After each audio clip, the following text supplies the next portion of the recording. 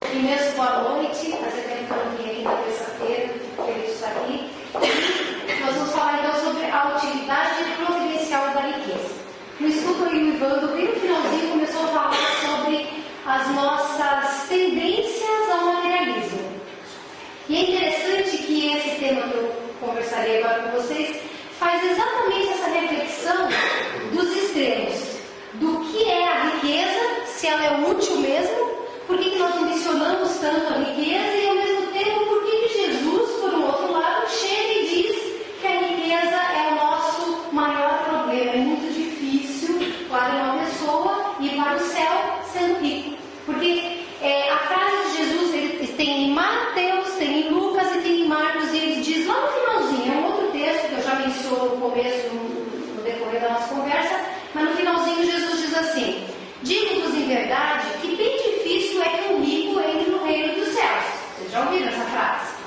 Ainda uma vez vos digo, ele frisa, é mais fácil que um camelo passe pelo buraco de uma agulha do que entrar um rico no reino dos céus. Primeira coisa que nós precisamos entender hoje: é muito difícil, é impossível um camelo passar no buraco da agulha. Para nós aqui, o que nós entendemos de camelo, o que nós entendemos de buraco da agulha, é impossível. Então Jesus deixou claro: o rico não vai para o céu. Certo? É assim que a gente tem que entender? Mas não é bem assim não. Porque no Evangelho segundo o Espiritismo, Kardec faz uma observação dizendo que a palavra que os hebreus utilizavam para definir o que Jesus falou, tanto significava camelo, quanto significava cabo, o que significava corda. Aí já começa a melhorar a situação. Mais difícil uma corda passar pelo buraco de uma agulha do que um rico entrar no reino dos céus. Existe também uma segunda alternativa, que também se comenta por aí, não está escrito no Evangelho segundo o Espiritismo, mas se diz que o nome daquela entrada das cidadelas daquele tempo de Jesus, existiam umas portas, elas eram fechadas com muros e com portas baixas, onde o camelo que vinha carregado de mercadorias não passava. Então ele tinha que fazer, o homem que estava sobre o camelo tinha que descer, muitas vezes tinha que descarregar algumas bagagens que vinham no lombo dos camelos, para então o camelo conseguir, quase que meio baixado, passar pelo buraco da agulha, que era o nome daquelas portas. Também é mais compreensível assim do que a tradução literal que nós utilizamos a partir dos textos bíblicos. Dessa forma dá para compreender porque Jesus disse que é mais difícil um rico entrar no céu do que o camelo passar pelo buraco da agulha. Seguindo o roteiro desse texto lá do Evangelho segundo o Espiritismo, nós começamos a avaliar o seguinte com uma pergunta. Jesus quis insinuar que era um obstáculo intransponível, absoluto, indiscutível, que o rico não vai para o céu? A gente acabou de perceber, só com essa pequena explicação sobre o significado do buraco da agulha e do camelo, que ele não quis dizer isso. Mas existe uma outra reflexão para fazer. Quando Jesus fala da riqueza, ele está falando de uma coisa, ou de um bem, ou de instrumentos dados por quem ao homem? Quem dá a riqueza? O trabalho. Mas quem permite a riqueza? Deus. Então é Deus que instrumentaliza o homem com a riqueza, e se Deus instrumentaliza o homem com a riqueza, mas essa riqueza leva o homem à perdição, então Deus não seria bom. Naturalmente a gente começa a entender, ou pensar pelo menos, que não pode ser isso que Jesus quis dizer. Tem que ter alguma coisa diferente, porque Deus é bom, é justo, ama toda a sua obra, ama todos os seus filhos e não quer a perdição de nenhum. Então ele não quer chegar para o Ivandro e dizer: Ivandro, está 33 milhões acumulados na Mega Sena, vai comprar amanhã, aliás. Viu? Nós temos que jogar, se nós queremos saber qual é a utilidade do potencial. Se eu ganhar, eu me perdi. Você vai se perder, então não joga. Você também, se não quiser se perder, não joga. Mas 33 milhões na nossa mão, o que a gente faz com esse dinheiro, não é? E aí a gente começa a perceber que de repente existe um objetivo.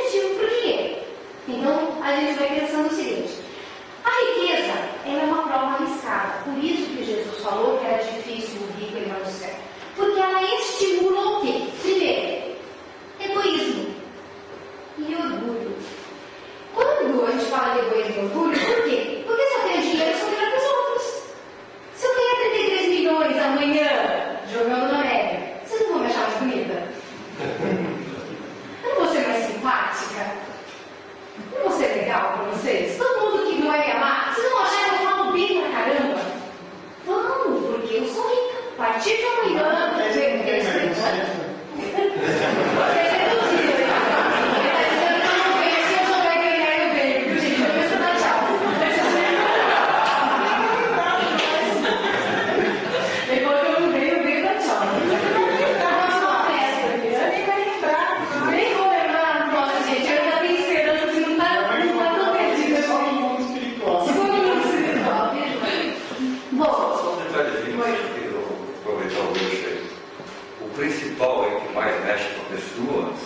sensação de poder.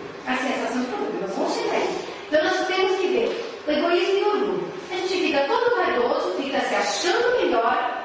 O egoísmo por quê? Porque daí tudo que nós podemos comprar, nós não estamos nem preocupados com quem o outro precisa, com o que o outro quer. Às vezes, por uma liberalidade, a gente dá alguma coisa, em vez de a gente dar 10 para o pobre no semáforo, a gente dá 20 talvez. Porque daí a gente já está mais generoso, né? A sensação de poder, porque o poder do dinheiro parece que sobe à cabeça a ideia de que você pode comprar tudo. Você pode fazer tudo quando tem dinheiro. Tudo bem? Tudo bem. Você usa preço dele, né? Oi? São 10 centavos, né? Gente, eu sou pobre, se não me desenhar de dinheiro, eu estou falando de muito grande. Eu estou fazendo mais generosa hoje, meu Deus, vocês estão trabalhando. Vocês não estão mostrando para mim nada generoso hoje. Não, vocês querem aparecer no meu blog, né? Bom, aí, o que mais? As tentações. Porque quando a gente tem dinheiro, além da tentação do poder, existe a tentação de você querer tudo. Eu nunca esqueço um dia que em um programa de TV, assim, tipo Discovery, as pessoas estavam dizendo, fazendo um programa sobre que tem muito dinheiro no mundo, que a gente não tem noção do que significa isso, que essas pessoas faziam, tinham tanta coisa que não faltava nada mais. E aí o que eles faziam? Investiam muito dinheiro para equipar iates de luxo para corridas. Mas não era um iatinho, entendeu? Que a gente estaciona, como é que é? Não sei qual é o termo de estacionar iates. Pier. Hã? No pier, né? Mas não sei se é estaciona mesmo que fala. Você coloca a ancora no pier, pronto. Vocês estão meio de tudo. Você ancora no pier, não cabe, porque é muito grande. É daquela coisa de velocidades imensas, tudo feito de ouro, os equipamentos, as peças, os banheiros, tudo maravilhoso. E ainda, além de ser imenso, atos para festas gigantescas na linha de corrida. Eu fiquei pensando, gente, com tanta gente passando fome nesse mundo, um iatezinho daquele, o que não faria? Para vocês terem uma ideia do que o dinheiro é capaz, recentemente desencarnou uma menina de 8 ou 9 anos, talvez vocês tenham visto a notícia. Essa menina ia fazer aniversário. E ela tinha escutado uma reportagem, uma notícia, dizendo que as crianças estavam morrendo de sede na África. Ela fez uma campanha com os familiares, dizendo o seguinte, que os familiares, se fossem dar um presente para ela, que não dessem um presente. Ela abriu uma conta e ela colocava alguns dólares. Ela imaginava receber uns $300, mais ou menos, para doar às crianças na África, às famílias na África, para minimizar a sede. É o projeto da menina. Isso ela fez, só que uma semana antes do aniversário dela, ela desencarnou num acidente de carro. A família doou os órgãos dela e isso acabou repercutindo essa atitude da menina diante de morrer e muita gente começou a doar um pouquinho de dinheiro nessa conta. Eu não recordo o valor, mas segundo a reportagem, ela conseguiu dinheiro suficiente para mais de 8.000 famílias receberem água. E era uma menina de 8 ou 9 anos com a vontade de receber presente de aniversário que conseguiu sustentar entrar com água para 8.000 famílias por causa da seca climática. Então vejam a importância da dedicação que a gente pode ter com relação ao dinheiro em prol do próximo. Só que daí a gente também cai na fascinação do quê?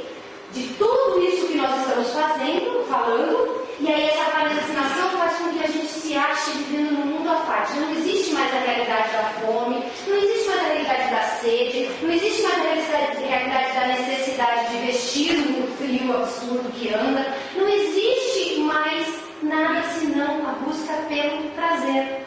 Hoje nós vemos as pessoas estimulando esse prazer pelo material, pelo dinheiro. Ontem começou uma novela nova e eu não assisto novela, mas minha sogra está lá em casa e é claro que a gente tem que fazer um social. E a sogra assistindo a novela, por sinal, o primeiro capítulo foi muito bom. Mas o que tem lá?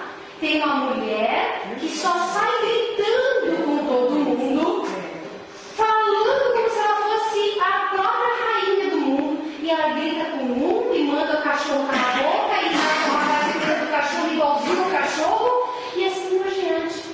E o outro rapaz que é pobre, renegando a mãe que é pobre para fingir que é rico, para conseguir manter a namorada rica.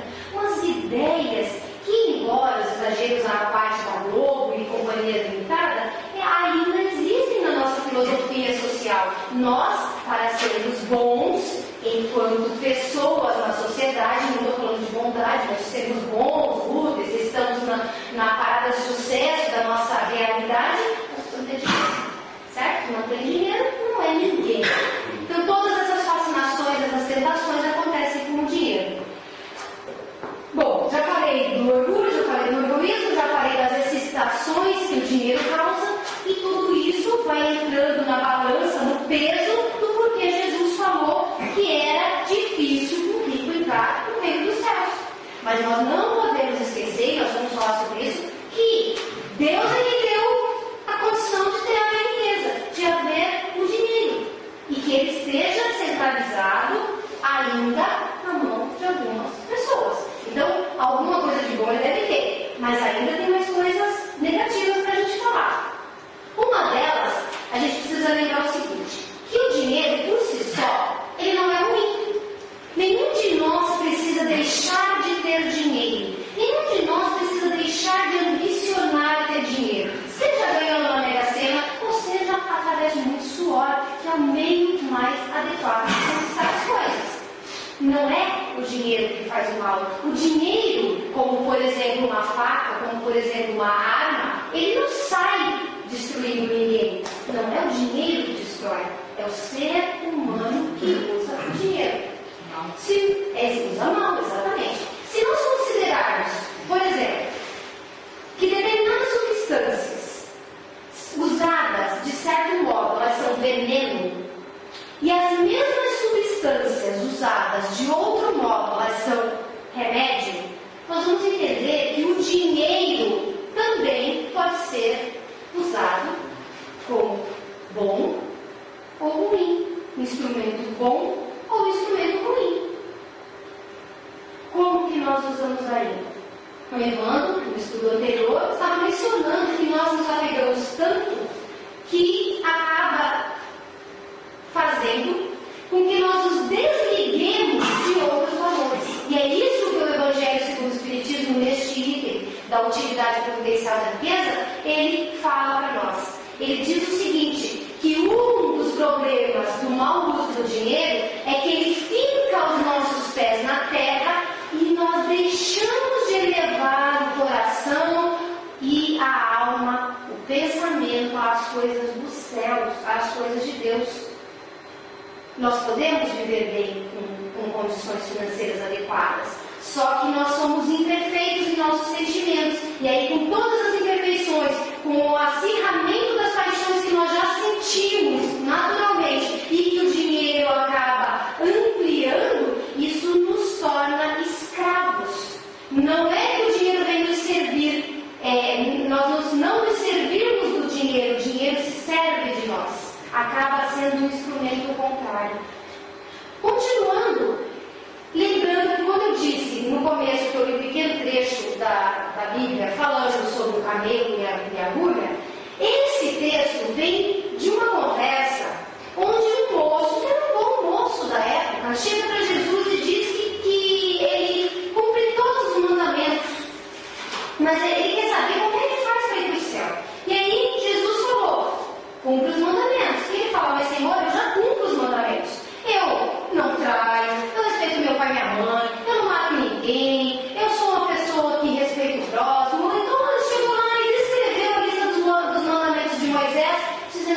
fazia tudo.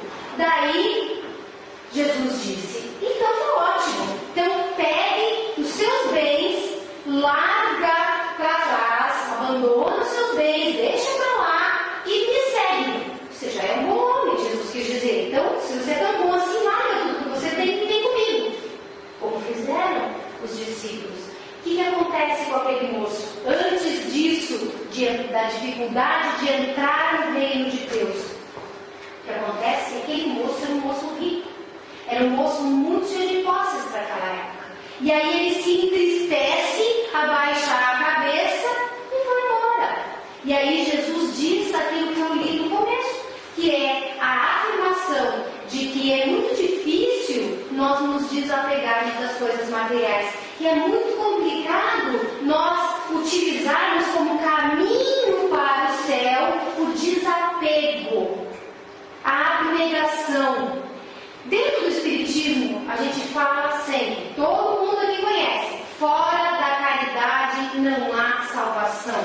Esse texto do Evangelho segundo o Espiritismo fala que Jesus deixou claro quão difícil é a gente usar da caridade. O rapaz queria ir para o céu, o rapaz era bom, o rapaz fazia tudo que tinha que ser feito para ir para o céu, mas não podia fazer a caridade de deixar todos os seus bens para lá e seguir Jesus.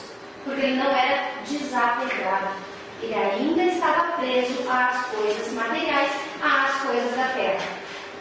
Voltamos à pergunta. Será que Jesus quis dizer que todo mundo está perdido porque é rico só porque essas coisas acontecem? Não, a gente já entendeu que não. Mas será, uma outra pergunta, que Jesus também quis dizer que todo mundo tem que deixar todos os seus bens para lá? Será que nós temos que parar de ambicionar, ganhar uma mega sena, trabalhar pra caramba para ficar melhor de vida, ter carro do ano, melhorar de casa, vestir roupa melhor, ter condições de fazer uma ou duas viagens boas por ano? Será que nós temos? Será que Jesus quis dizer isso? Não. Sabe por que não? Porque o dinheiro, se bem utilizado, ele é instrumento de progresso. Lembre que existe uma lei divina, uma lei natural que se chama lei de progresso. O progresso, ele demanda esforço. Mas esse esforço também pode ser melhor exercido quando nós temos equipamentos corretos, quando nós temos instrumentos corretos, quando nós temos tecnologia correta. O que acontece? Um exemplo. Nosso planeta hoje, tem muita gente que diz que está aumentando o número de gente nesse planeta, aumentando, e não tem mais. Esse planeta não comporta. Mentira. O planeta comporta. Todo mundo que está aqui é mais. Tanto comporta que está aumentando o número de pessoas no planeta. Quem é que coordena isso? Deus. Então, se Deus está mandando nascer mais gente aqui, o que comporta? Não comporta o quê? O nosso egoísmo. Nosso egoísmo faz com que a gente não divida, a gente não sustenta o próximo. Se nós, com o dinheiro, trabalharmos mais, nós vamos precisar alimentar todo mundo. Então a gente vai aplicar na alimentação. Às vezes, um país não tem condições de suprir aquela quantidade de alimentação. Então ele vai precisar buscar isso em outro país. E a gente faz intercâmbio, né, de alimentos, etc. Quando a gente precisa se comunicar com outro país, a gente precisa, nessa comunicação, comprar e vender. Precisa de dinheiro. Quando nós vamos nos comunicar com eles, a gente precisa de tecnologia. Tecnologia é desenvolvida por pesquisa. Pesquisa precisa de dinheiro. Quando nós vamos melhorar, por exemplo, hoje nós temos internet. Antigamente era telégrafo, antigamente era cartinha, via 6 meses, 8 meses num navio. A gente precisou de dinheiro para desenvolver os meios de comunicação. A gente precisa de equipamento, tecnologia, de ciência, de capacidade de aplicação na invenção, no desenvolvimento, para fazer com que a nossa vida seja melhor. Isso, esse trânsito entre países, entre compra e venda, entre plantação, entre desenvolvimento tecnológico, entre tudo que nós temos desenvolvido nesse planeta, tudo isso precisa de dinheiro. Emmanuel fala uma coisa em algumas das obras, eu não me recordo bem qual, não, realmente não me recordo, que ele fala que se por acaso nós tivéssemos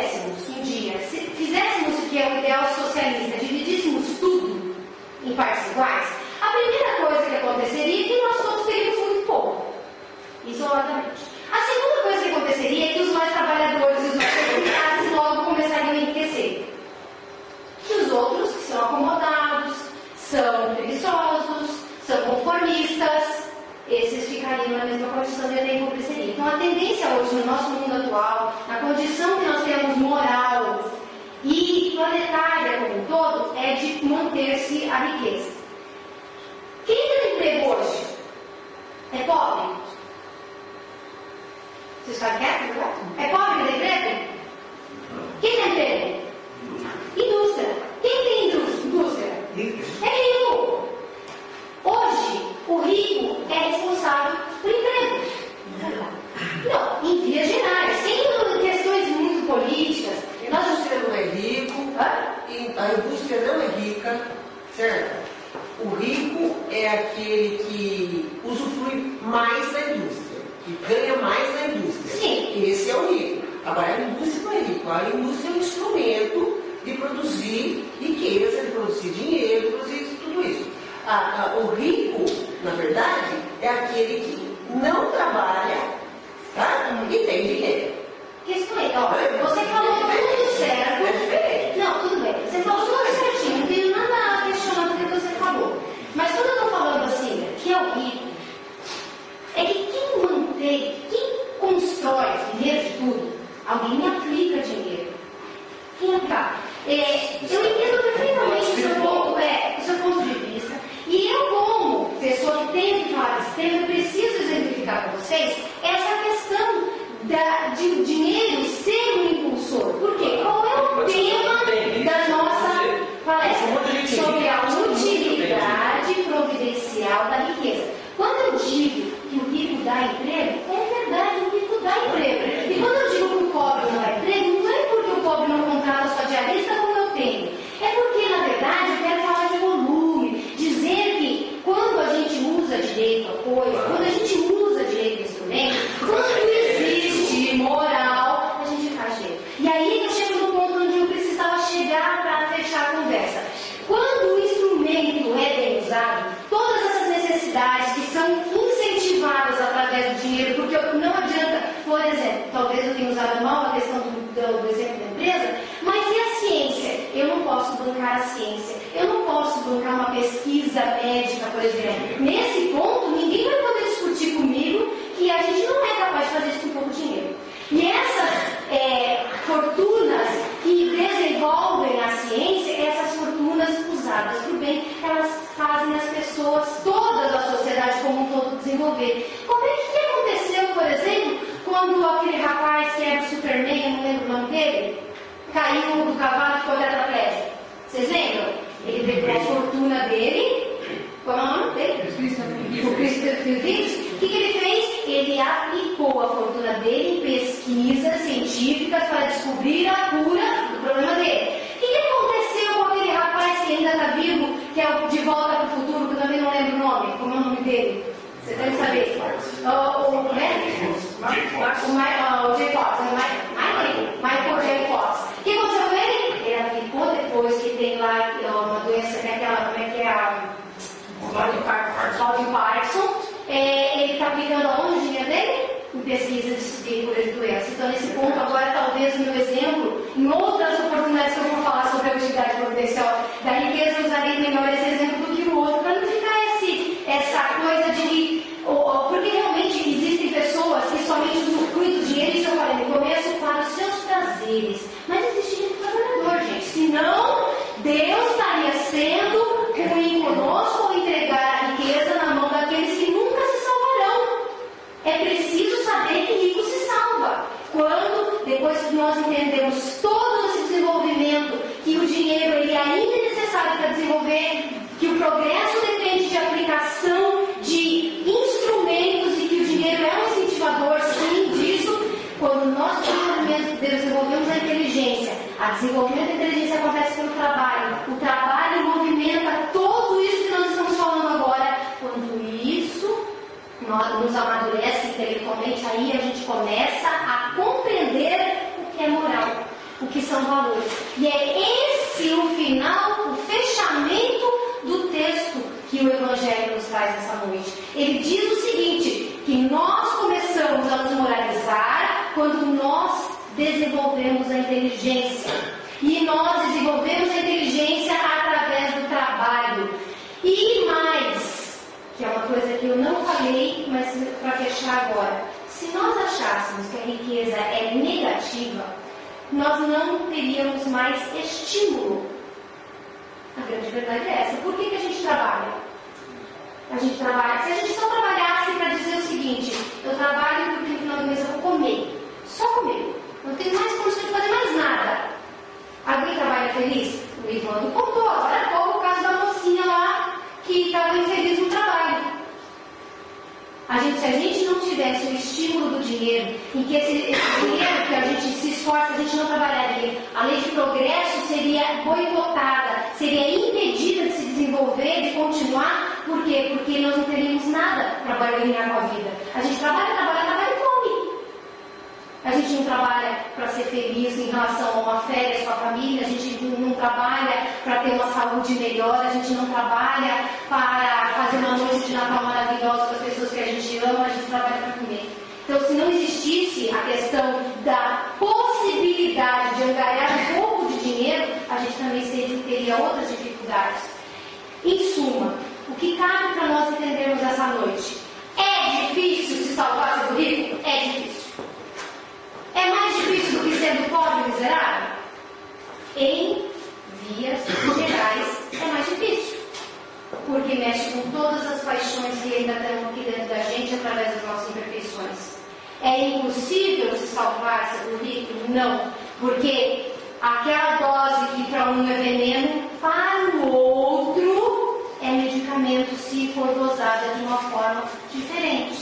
Então, quando é bem utilizada, a riqueza, ela é um instrumento de progresso. Ela não é um instrumento direto de evolução da alma, mas ela é um instrumento de apoio do desenvolvimento da alma. Porque através daquilo que a gente constrói com ela, que a gente adquire através dela, é que a gente consegue abrir a capacidade intelectual para moralizar. Em vias gerais, é isso que o texto dessa noite, que está no capítulo 16, item 7 do Evangelho segundo o Espiritismo, quis dizer: ressalvadas as diferenças, que não são diferenças de opinião, mas de forma de expor aqui hoje, que ficou bem claro e que eu achei excelente em relação a gente valorizar aquele que é o pequeno que trabalha efetivamente, reconhecendo que tem gente que se apropria, que tem gente que se aproveita do trabalho dos outros e que fica no bem bom. Meu marido trabalha com questões de muitas empresas grandes, ele vive